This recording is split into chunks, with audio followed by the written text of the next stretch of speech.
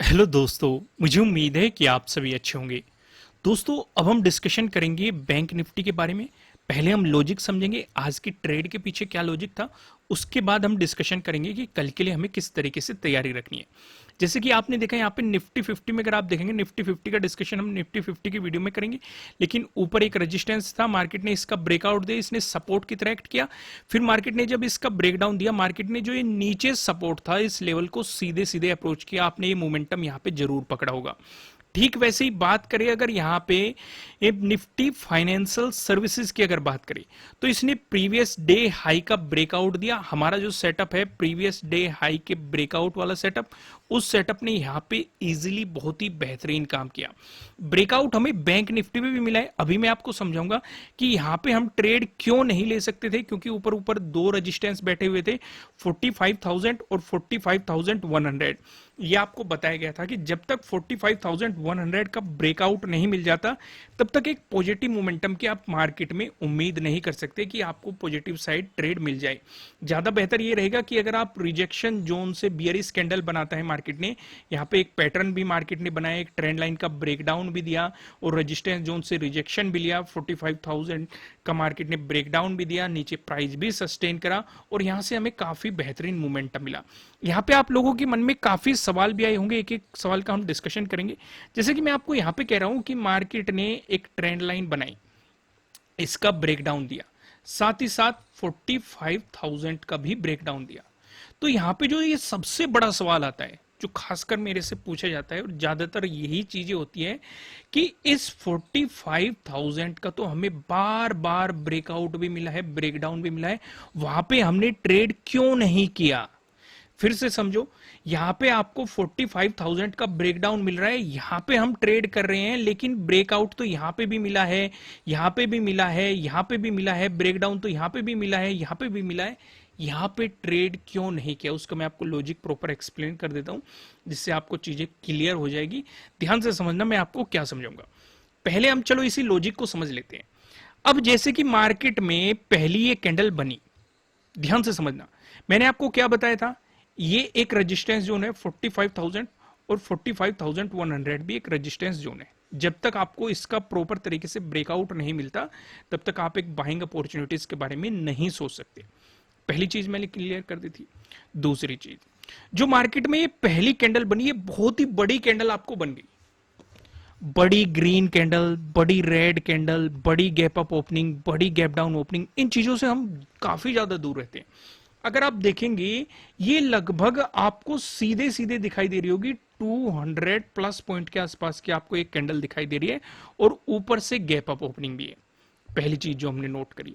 दूसरी चीज जो हमने नोट करी, यहां पे मार्केट में बायर्स एक्टिव होते हुए दिखाई दिए, जिन्होंने इसे ऊपर की तरफ पुश किया है। नीचे हमें बेहतरीन सी लोअर शैडो दिखाई दे रही है, पिन टाइप से आपको एक कैंडल दिखाई दे रही है। ठीक है, बियरिश कैंडल है, लेकिन आपको नीचे पिन दिखाई दे रहा है। ठीक है, दूसरी चीज हमने नोट कर ली। अब यहां पे जो सवाल ये उठता है, किसी ने अगर स्कैल्पिंग करी होगी, अगर मार्केट रेजिस्टेंस जोन पे ओपन हो रहा है, ये थोड़ा सा रिस्की होता है शुरुआती पहली कैंडल में मोमेंटम की तरफ आपको अप्रोच करना। ये चीजें मैं सजेस्ट करूंगा आपको अवॉइड किया करो। लेकिन अगर आपको धीरे धीरे एक्सपीरियंस हो चुका है, आपने कुछ प्रॉफिट बना लिए हैं, आप अपने प्रॉफिट पे रिस्क लेना चाहते हैं, कैपिटल पे रिस्क लेने की बात नहीं कर रहा मैं, प्रॉफिट पे रिस्क लेने की बात करूं, तो मैं क्लियर है, मार्केट गैप अप ओपनिंग दे रहा है, रेजिस्टेंस जोन पे दे रहा है, तो आपको एक रिजेक्शन देखने को, हल्का सा रिजेक्शन देखने को मिल सकता है और उतने ही पॉइंट पे सफिशिएंट होते हैं एक स्कैल्पर के लिए। लेकिन बाकी लोग क्या देखेंगे, मार्केट का जो ये 12th का डे हाई है, ये देखो, प्रीवियस डे हाई हमारे लिए ये है, ये हो गया प्रीवियस डे क्लोजिंग और ये हो गया हमारा प्रीवियस डे लो। अब मार्केट ने हमें एक रेंज दे दी, एक तो ये वाली रेंज दे दी, एक ये वाली रेंज दे दी। भाई अगर मार्केट जब यहां पे नीचे आ रहा था, अगर यहीं पे ही इसका ब्रेकडाउन दे देता, तो हम प्रीवियस डे लो को अप्रोच करने की कोशिश कर सकते थे और मार्केट ने यहां पे अप्रोच भी किया है। जब बाद में इसका ट्रेडिंग, क्योंकि हमारे लिए ट्रेडिंग डे लो बन चुका था, जब इसका ब्रेकडाउन आया, मार्केट ने प्रीवियस डे लो को अप्रोच करने की कोशिश भी की। चीजें समझ पा रहे हो कि नहीं। अब दूसरी तरफ देखो, मार्केट में हमें एक पॉजिटिव मोमेंटम तब मिल सकता है जब मार्केट इस लेवल का ब्रेकआउट दे, जो कि हमारे लिए ट्रेडिंग डे हाई है, और ये कहां पे बन रहा है, 45,000 पे। अगर आपको इसका भी ब्रेकआउट मिलता है, तो क्या हम ट्रेड करेंगे? बिल्कुल भी नहीं, सिर्फ स्कैल्पिंग करेंगे, क्योंकि ऊपर की तरफ 45,100 का भी एक लेवल था। इन दोनों लेवल का डिस्कशन आपको कल जरूर किया गया था, अगर आपने प्रीवियस वीडियो देखी है, नहीं तो आप जाके देख लीजिए, वहां पे आपको ये दोनों लेवल डिस्कस करते हुए समझ में आ जाएंगे। ठीक है, हमने क्या डिस्कशन किया था? देखो, इस बीच हम स्कैल्पिंग करेंगे, क्योंकि अगर मार्केट यहां से मोमेंटम दिखा रहा है, आपको प्रीवियस डे हाई का ब्रेकआउट मिल रहा है, देखो कितना बेहतरीन आपको ब्रेकआउट मिल रहा है, तो आप 45,000 तक एक स्कैल्पिंग ले सकते हो। समझ रहे हो? क्योंकि मार्केट प्रीवियस डे हाई का ब्रेकआउट देके चल रहा है। क्योंकि अभी तक कल आपको जो सिनेरियो समझाया गया था कि अभी तक ऐसी कोई सिचुएशन हुई नहीं कि मार्केट ने प्रीवियस डे हाईज के ब्रेकआउट दिए हो। काफी दिनों से मार्केट एक नया ही मतलब लो लगाता जा रहा था, ये चीजें हमने नोट करी थी, क्योंकि अपने प्रीवियस हाई का ब्रेकआउट नहीं दिया था। तो यहां पे आपको एक अपॉर्चुनिटी मिल रही थी, लेकिन हमें पता है ऊपर एक रेजिस्टेंस है, उससे भी ऊपर एक रेजिस्टेंस है, तो एक लॉन्ग पोजीशन तो नहीं हो सकती, लेकिन हम छोटे छोटे प्रॉफिट ले सकते हैं। फिर यहीं पे सवाल उठ जाता है कि इस 45,000 का तो बार बार हमें ब्रेकआउट ब्रेकडाउन मिल रहा है, तो यहां पे हम बाइंग और सेलिंग क्यों नहीं कर रहे थे? यहीं पे ही सेलिंग की अपॉर्चुनिटी क्यों बन रही थी? अब उस चीज को समझ लो। जैसे कि आप देखेंगे, सबसे पहले तो इस जोन को मार्क करो। ये जोन मैंने क्यों मार्क किया? ये जोन मैंने इसलिए मार्क किया, एक तो आपको ये ट्रेंड लाइन देखनी है, एक ये जोन देखना है। इस पे मार्केट पहले रेजिस्टेंस की तरह किया, ब्रेकआउट दिया, मार्केट ने इस पे सपोर्ट लिया, फिर से मार्केट ने इसका ब्रेकआउट दिया, सपोर्ट की तरह कर रहा है। जब इसका ब्रेकडाउन दिया, मार्केट ने रेजिस्टेंस की तरह कर रहा है। पहली चीज आपने नोट कर ली। दूसरी चीज, जब जब मार्केट 45,000 का ब्रेकआउट दे रहा था, भाई जब जब ब्रेकआउट दे रहा था, ऊपर हमारे लिए रेजिस्टेंस था। एक तो ये ट्रेडिंग डे हाई बन चुका था हमारे लिए, साथ ही साथ ऊपर एक और लेवल बैठा हुआ था 45,100। इसीलिए हम 45,000 के ब्रेकआउट पे बाइंग नहीं कर सकते थे। समझ रहे हो कि नहीं? दोबारा से समझो, क्योंकि ये सबसे जरूरी चीज है। काफी लोगों को यहीं पे कंफ्यूजन होता है कि यहां ब्रेकडाउन पे हम ट्रेड क्यों ले रहे हैं, यहां पे भी तो आपको ब्रेकआउट ब्रेकडाउन मिल रहा है, यहां पे ट्रेड क्यों नहीं ले रहे? जब ब्रेकआउट मिल रहा है, ऊपर दो दो रेजिस्टेंस है ट्रेडिंग डे हाई का, और यहां पे 45,100 और काफी नजदीक है, क्योंकि ट्रेडिंग लो हमसे काफी दूर है। ध्यान से समझो मैं क्या समझाना चाहूंगा। लगभग ट्रेडिंग डे लो 200 पॉइंट दूर है। देख पा रहे हो कि नहीं? 45,000 यहां पे है, ट्रेडिंग डे लो आपका कहीं यहां पे बना हुआ है 44,800 के आसपास। यहां पे आपने देखा पहली कैंडल पे बना था, और ये काफी नजदीक है। तो अगर नजदीकी है, हम स्कैल्पिंग जरूर कर सकते हैं, लेकिन एक लॉन्ग पोजीशन नहीं ले सकते। दूसरी चीज, जब जब इसका ब्रेकडाउन मिल रहा था, उस सिचुएशन पे हम सेलिंग क्यों नहीं कर सकते थे? अब ये लाइन मैंने क्यों ड्रॉ करवाई, ये आपको क्यों समझाया कि मार्केट यहां पे सपोर्ट और रेजिस्टेंस की तरह कर रहा है? क्योंकि अगर ब्रेकडाउन मिलता है, नजदीकी सपोर्ट है, तो हम एंट्री को अवॉइड करते हैं। और यहां पे दो दो सपोर्ट बैठे हुए नजदीकी, एक तो ये हॉरिजॉन्टल लाइन आपको यहां पे दिखाई दे रही है, और एक ये ट्रेंड लाइन। तो इसीलिए यहां पे जितने भी ब्रेकडाउन मिले हैं या ब्रेकआउट मिले हैं, हमने ट्रेड क्यों नहीं किया? क्योंकि नजदीकी सपोर्ट और रेजिस्टेंस बैठे हुए थे। समझ में आया कि नहीं? मैं दोबारा से रिपीट करता हूं, सबसे ज्यादा इंपॉर्टेंट चीज है, यहां से काफी कंफ्यूजन क्लियर होंगे। देखो दोस्तों, अगर कंटेंट पसंद आ रहा है, वीडियो को लाइक कीजिएगा। 5,000 में लाइक टारगेट रखता हूं, जल्दी से लाइक बटन प्रेस करना शुरू कर दीजिए अगर कंटेंट पसंद आ रहा है, क्योंकि फ्री ऑफ कॉस्ट आपको इतनी बेहतरीन नॉलेज यहां पे प्रोवाइड की जा रही है। यहां पे हम ट्रेड क्यों नहीं ले रहे थे? क्योंकि सपोर्ट और रेजिस्टेंस नजदीक बैठे हुए थे। यहां पे जब ब्रेकडाउन मिला, हमें पता है रेजिस्टेंस हमसे काफी दूर है, तो इसलिए यहां पे अपॉर्चुनिटी बन रही थी सीधे सीधे। दूसरी चीज, जब भी मार्केट किसी सपोर्ट का ब्रेकडाउन देके चलेगा, तो वो रेजिस्टेंस की तरह एक्ट करेगा।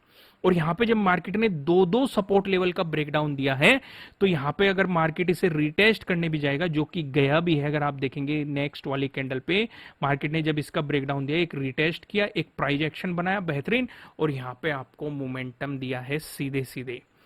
क्लियर क्लियर समझ में आया कि नहीं? कंफ्यूजन क्लियर होगा हमारा। एक तो ये कंफर्मेशन हो गया, मार्केट ने प्राइस एक्शन बनाया बेहतरीन, दूसरा ब्रेकडाउन दिया, तीसरा सपोर्ट लेवल का ब्रेकडाउन दे रहा है दोनों का, तो रेजिस्टेंस की तरह एक्ट करेगा, हायर पॉसिबिलिटी बढ़ जाती है। सिचुएशन समझ में? फिर जो आपके लिए अगला सपोर्ट लेवल था, वो यही था ट्रेडिंग डे लो। और जब मार्केट ने ट्रेडिंग डे लो का ब्रेकडाउन दिया, यहां पे भी एक प्राइस एक्शन क्रिएट किया, कैंडल की क्लोजिंग की बात मैं इसलिए करता हूं क्योंकि अगर आप सीधे सीधे ऑब्जर्व करोगे तो आपके एसएल ज्यादा हिट होंगे, लेकिन अगर कैंडल प्रॉपर तरीके से क्लोज होती है तो आपके एसएल कम हिट होंगे और मार्केट में आपने ट्रेडिंग डे लो के ब्रेकडाउन वाला मोमेंटम भी पकड़ा होगा। बेहतरीन मोमेंटम तो यही था जब मार्केट ने यहाँ पे ब्रेकडाउन दिया, ट्रेडिंग लो को अप्रोच करते हुए आप इस मोमेंटम को पकड़ सकते थे। अगर उसके बाद भी किसी ने ट्रेड लेने की कोशिश की होगी, जो प्राइस एक्शन बना उसके बाद भी ट्रेड लेने की कोशिश की होगी, तो मार्केट में आपको मोमेंटम मिला होगा। लॉजिक समझ में आया? लॉजिक समझ में आ रहा है तो लाइक कर देना। अब कल की तैयारी करते हैं। अब यहां पे हमने इतनी चीजें तो ऑब्जर्व कर ली, लेकिन कुछ चीजें और नोट करने लायक है। इस जोन में आप जो देखेंगे, मार्केट 12th को भी आके सपोर्ट लेके बाउंस कर गया था और अगले दिन हमें गैप अप ओपनिंग देखने को मिली थी। अभी भी सपोर्ट लेके बाउंस कर रहा है सेमी सपोर्ट जोन में। क्लियर हुआ कि नहीं? और ये सपोर्ट जोन हमने समझा था कल, याद आया? कुछ समझा था कि नहीं? अब याद आ जाएगा, आपकी सारी चीजें याद आ जाएगी। ये सपोर्ट जोन हमने क्लियर समझा था कि मार्केट के सपोर्ट जोन में सपोर्ट लेने की कोशिश कर रहा है। ये चीजें समझी गई थी हमारे द्वारा। तो अब फिर से समझो, अगर मार्केट, ध्यान से समझना, अगर मार्केट इस प्रीवियस डे लो का ब्रेकडाउन देता है और प्राइस नीचे सस्टेन करता है तो आपके लिए सेटअप काम करेगा। प्रीवियस डे लो के ब्रेकडाउन वाला सेटअप आपको यहां पे बेहतरीन काम करता हुआ दिखाई देगा। पहली चीज आपने नोट कर ली। नीचे की तरफ कौन से सपोर्ट रहेंगे वो भी हम डिस्कस करेंगे। लेकिन अगर मार्केट प्रीवियस डे क्लोजिंग से ऊपर चलता है और जो ये पिछला स्विंग बना हुआ है इसका ब्रेकआउट देता है, तो अगला रेजिस्टेंस है 45,000 पे। इसका ब्रेकआउट मिला तो 45,100, यानी कि अगर फ्लैट ओपन होकर मार्केट ने पॉजिटिव मोमेंटम दिखाया तो प्रीवियस डे क्लोजिंग से ऊपर हमें मार्केट चाहिए और साथ ही साथ जो ये पिछला स्विंग बना हुआ है इसका भी हमें ब्रेकआउट चाहिए। अब काफी लोग ये भी कमेंट कर रहे थे स्विंग का ब्रेकआउट क्यों चाहिए, इससे प्राइस एक्शन चेंज हो जाता है। क्योंकि जैसे कि मैंने आपको समझाया था कि यहां पे मार्केट ने जो एक हाई बना दिया, अगले दिन 5th को उससे नीचे बनाया, 6th को उससे नीचे बनाया, 7th को उससे नीचे बताया, 8th को, यानी कि मार्केट प्रीवियस डे हाई का ब्रेकआउट ही नहीं दे रहा था। एक प्राइस एक्शन मार्केट ने बना दिया, लेकिन यहां पे मार्केट ने ब्रेकआउट दे दिया। अगर इससे ऊपर प्राइस सस्टेन कर जाता तो हम सोच सकते थे कि जो नेक्स्ट आई है मार्केट उसे अप्रोच करने की कोशिश करेगा, लेकिन मार्केट ने वापस आके फिर नीचे क्लोजिंग दे दी।